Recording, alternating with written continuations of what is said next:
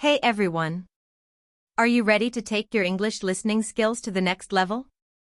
In today's video, we've put together a fantastic listening practice session designed to help you understand native speakers more easily. Grab a cup of coffee, sit back, and let's improve your English together.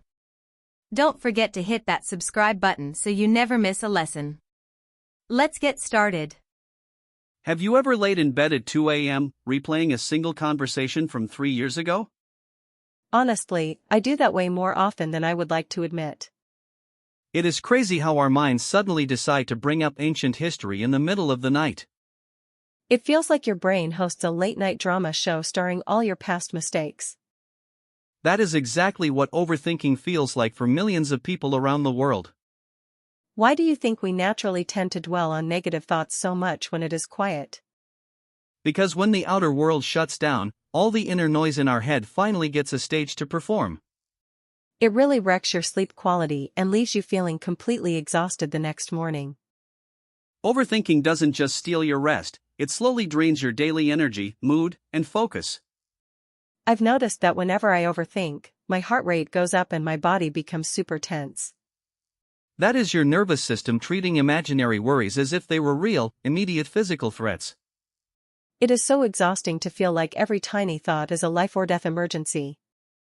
Exactly, which is why learning how to quiet your mind is essential for long-term well-being. So how do we actually break free from this endless loop of overanalyzing everything? Think about what happens when you replay a conversation from the past in your head. You keep trying to edit what you said or imagine a completely different outcome. Right, but no matter how many times you replay it, the outcome in reality never changes. It is like trying to change the ending of a movie that was recorded years ago. Yet our brain believes that if we analyze it enough, we can somehow fix it. It creates this illusion of control when in reality we are just burning mental energy. That illusion of control is one of the main drivers of chronic late-night overthinking. We convince ourselves that thinking more is equal to solving the problem. In truth, overthinking rarely produces solutions, it mostly produces anxiety and fatigue. I have definitely noticed that my worst ideas always happen after midnight. Late at night, your prefrontal cortex is tired and less capable of rational decision-making. So the emotional part of the brain takes over and exaggerates every little problem. Exactly, which makes bedtime the absolute worst time to resolve complex life problems. That makes total sense, because everything always looks so much worse in the dark. Let us look deeper into what overthinking does to our body and mind over time. First, it leads to severe decision paralysis, where even picking what to eat feels overwhelming. When you overthink choices, you get trapped analyzing endless pros and cons without deciding. You spend 20 minutes looking at a menu because you are terrified of picking the wrong dish. That small example reflects how overthinking slows down every aspect of daily life. It also ruins our relationships because we start overanalyzing tone of voice and text messages. If someone takes an hour to reply, an overthinker assumes that person is upset with them. We invent full narrative arcs in our head before even checking the basic facts. And then we react to our invented narrative rather than reality, causing unnecessary conflict. It creates tension out of thin air just because our mind was looking for a problem. Beyond relationships, overthinking severely impairs your physical health. I know chronic stress affects digestion, sleep cycles, and even immune response. When your mind is constantly on alert, your body pumps out cortisol and adrenaline nonstop. That leaves you feeling wired yet tired, where your body is exhausted but your mind won't stop. That state of being wired and tired is a clear sign of an overworked nervous system. It also erodes self-confidence because you second-guess every decision you make. Instead of trusting your intuition, you ask 5 different people for their opinions first. And gathering more opinions often just adds more noise to an already crowded head. That is why breaking the habit of overthinking is necessary to rebuild internal trust. How do we begin retraining our brain to break these automatic thought loops? The first structured tool we can use is called the 5-minute rule for overthinking. How exactly does the 5-minute rule work when your mind is racing uncontrollably? When a worry starts spiraling, you set a timer on your phone for exactly 5 minutes. So you give yourself permission to worry, but strictly within those 5 minutes? Precisely, during those 5 minutes, you write down every single thought without holding back. Getting those raw thoughts out of your head onto paper must feel like a massive release. It shifts the thoughts from your active working memory onto a physical, tangible surface. And what happens when the 5-minute timer finally rings and goes off? You close the notebook immediately, step away, and focus your attention on something physical.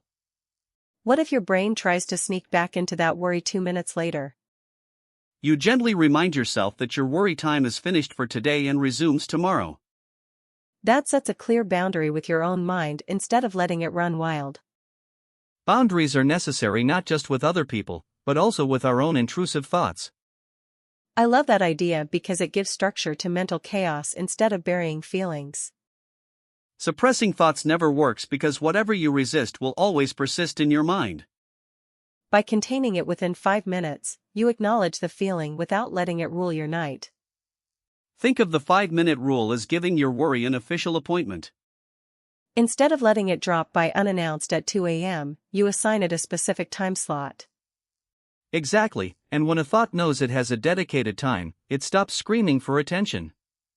That makes so much sense because most intrusive thoughts just want to be recognized. When you write them down, your brain feels reassured that the information will not be lost. It stops keeping the thought active in your memory, allowing your nervous system to relax. You can even categorize the thoughts on paper as actionable or non-actionable. If it is actionable, you schedule a tiny step. If it is non-actionable, you let it go. That simple filter converts vague anxiety into structured, manageable clarity. It turns a massive, intimidating dark cloud into a simple list on a piece of paper. That brings us directly to our second key lesson: prioritizing action over perfection. Perfectionism seems to be the quiet driver behind almost all of our overthinking. It really is, because perfectionists believe that if they analyze enough, they can avoid mistakes.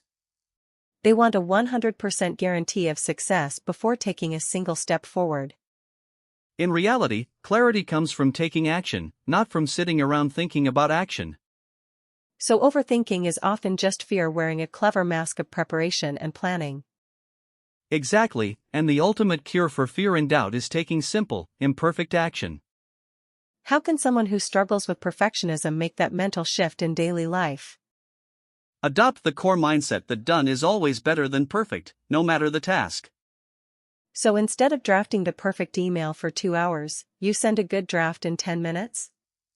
Yes, and if there is a mistake, you view it as valuable feedback rather than a personal failure. That takes away so much of the heavy pressure we place on ourselves every day. Action disrupts the mental loop by shifting your focus from internal thoughts to external reality.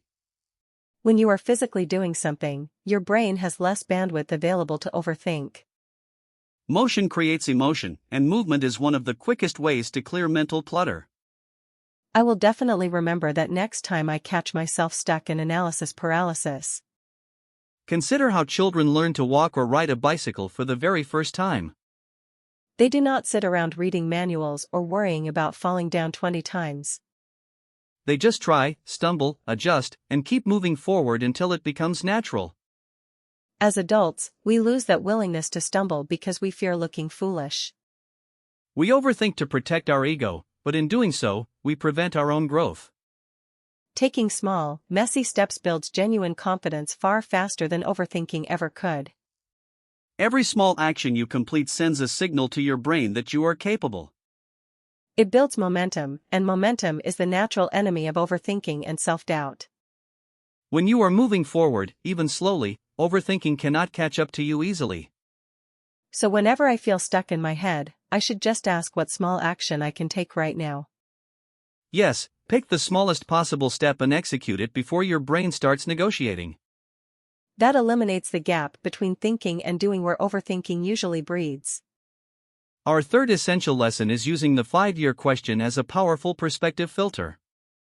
I have heard of that rule, but how do you effectively apply it when an issue feels urgent? Whenever you feel overwhelmed by a thought, ask yourself, will this matter in 5 years? That simple question immediately forces you to zoom out and look at the bigger picture. If the answer is no, then ask, will it matter in 5 months, or even 5 weeks? Most of the embarrassing things we stress about won't even matter in 5 days. That is so true, yet we spend massive amounts of emotional energy on temporary moments. Like worrying for days about an awkward sentence we said during a brief work meeting. In truth, everyone else is too busy worrying about their own awkward moments to notice yours. We think we are the main character in everyone else's world, but we are really not. Realizing that people think about us far less than we think they do is truly liberating. It frees you from the constant pressure of microanalyzing every interaction you have. So whenever your mind creates a crisis, test it against the 5-year rule to evaluate its real importance. If it won't matter in 5 years, it is not worth spending more than 5 minutes stressing about. That is a great motto to keep in mind whenever your brain starts overcomplicating things. Think back to something that stressed you out immensely 5 years ago today. Honestly, I cannot even remember what I was worrying about 5 years ago. That proves how transient most of our anxieties really are in the grand scheme of life. We survived all those past worries that felt like major catastrophes at the time. Your record for surviving your worst days and your biggest worries is currently 100%.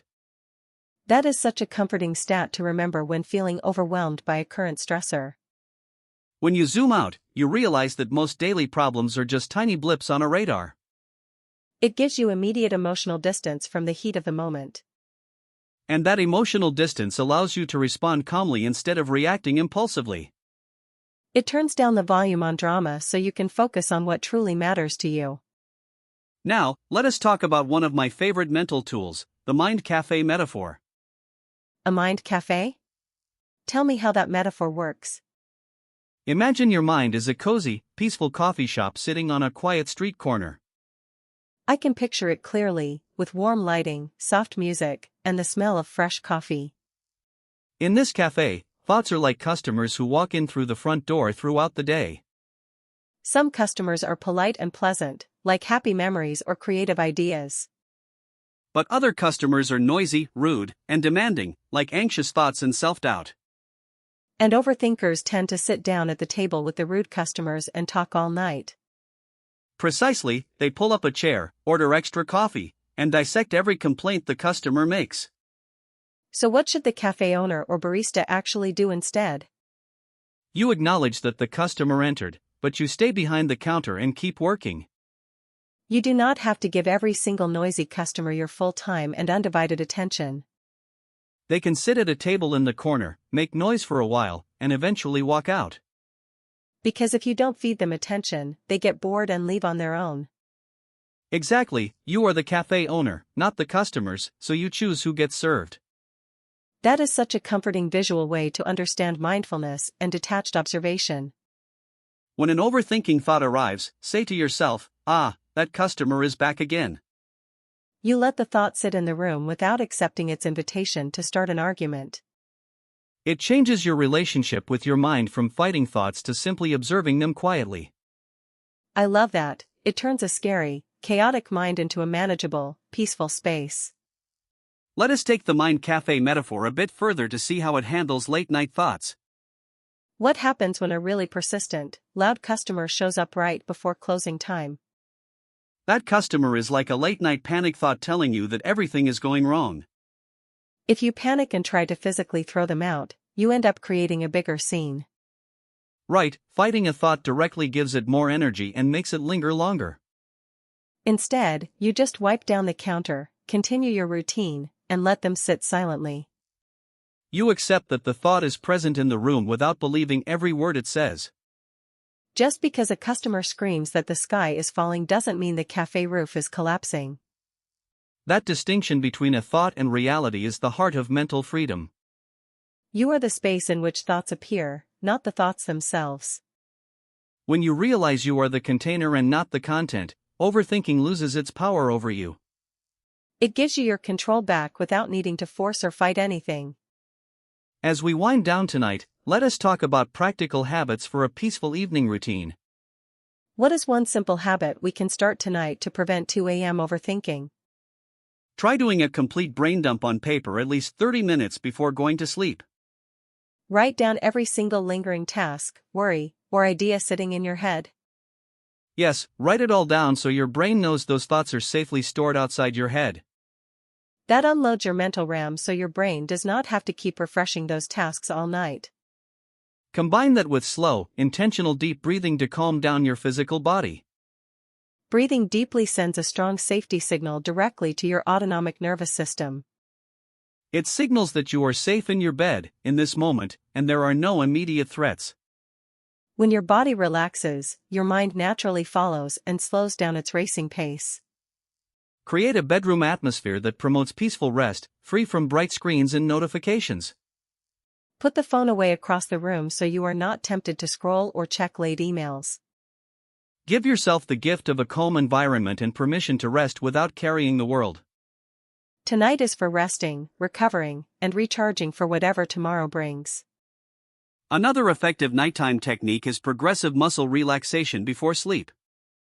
How does progressive muscle relaxation help quiet an overthinking mind? You slowly tense and then release each muscle group in your body, starting from your toes. It grounds your awareness entirely back into your physical body and out of your head. By focusing on physical sensations, you anchor your mind in the immediate present. It is almost impossible to overthink about yesterday when you are focusing on relaxing your shoulders. It redirects all that scattered mental energy back into gentle physical relaxation. Pair that with soft lo-fi background music creates such a soothing atmosphere. Lo-fi music provides a consistent, gentle rhythm that lulls your brainwaves into relaxation. It gives your ears something pleasant to rest on instead of total silence, which can invite thoughts. Silence sometimes amplifies internal noise, while ambient sounds act like a warm blanket for the mind. That combination makes preparing for bed feel like a comforting ritual rather than a struggle. Let us quickly review our core lessons for overcoming overthinking before we close. First, use the 5-minute rule to give your worries a structured, limited container. Second, choose imperfect action over perfectionism, because action brings true clarity. Third, apply the 5-year question to keep temporary stresses in proper perspective. And fourth, remember the Mind Café Metaphor, observe your thoughts without serving every customer. These 4 tools give us a complete toolkit for reclaiming peace of mind every single day. Remember that mastering your mind is a gentle daily practice, not an overnight transformation. Be patient and compassionate with yourself whenever you catch your mind spiraling again. Notice the thought gently, apply one of your tools, and return smoothly to the present moment. You don't need to fix your entire life tonight, you just need to allow yourself to rest. Tomorrow is a fresh blank page, and you will meet it with renewed energy and clarity. Your mind deserves a quiet space, and your body deserves a peaceful, deep night of sleep. Remember that your thoughts are just temporary weather passing through, but you are the sky. The weather can be stormy and loud, but the sky itself remains quiet, vast, and calm. So take a slow, deep breath, release the heavy weight of today, and let your mind rest. Good night to everyone listening, and may you enjoy a quiet mind and deeply restful sleep tonight.